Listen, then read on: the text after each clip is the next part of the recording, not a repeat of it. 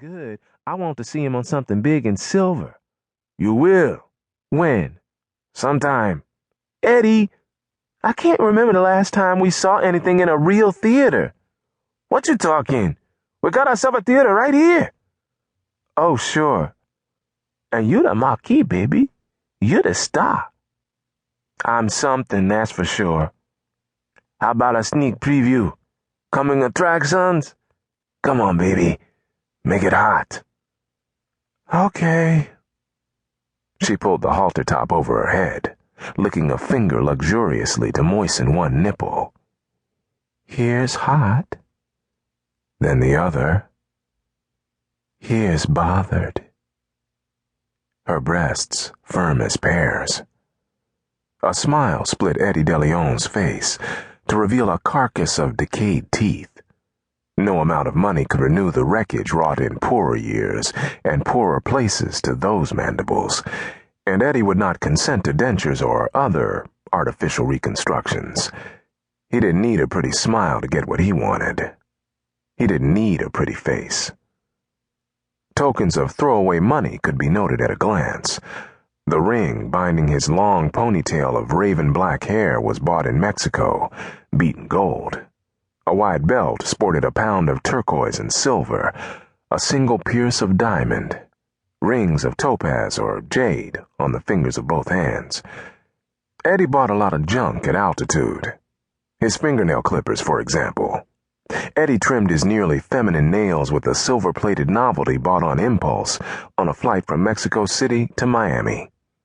You might miss the cheap strand of cotton twine looped inside the collar of Eddie's Brooks Brothers shirt, but you could not miss the Etruscan design on the bling acquired at 30,000 feet from some in-flight catalog.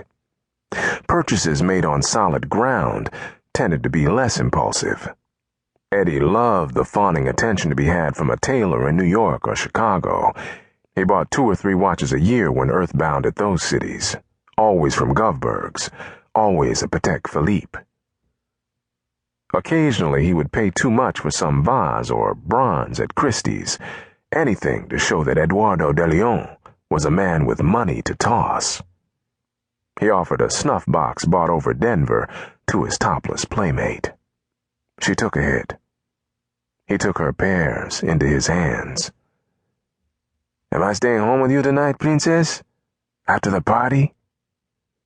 Nothing at home we can't do here. A certain cloud drifted over those flat, brown eyes.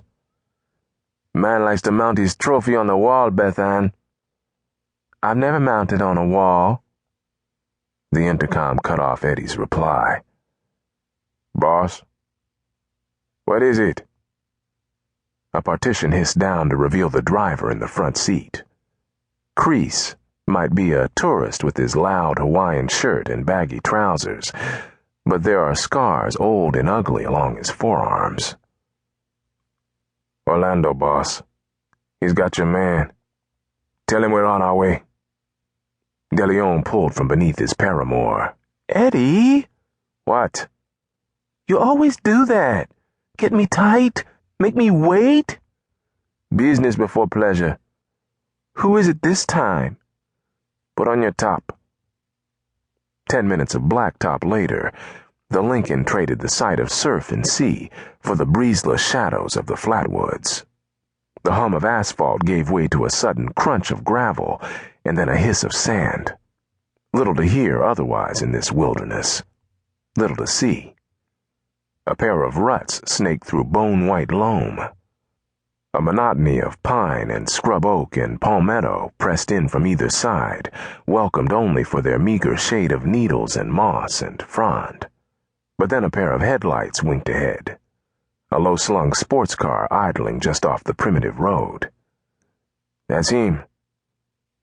The Lincoln pulled up to a Corvette, glowing like kryptonite. Eddie lowered his honey's window with the tap of a nail. Beth Ann recoiled at the bloated face swelling suddenly before her own. Orlando, welcome.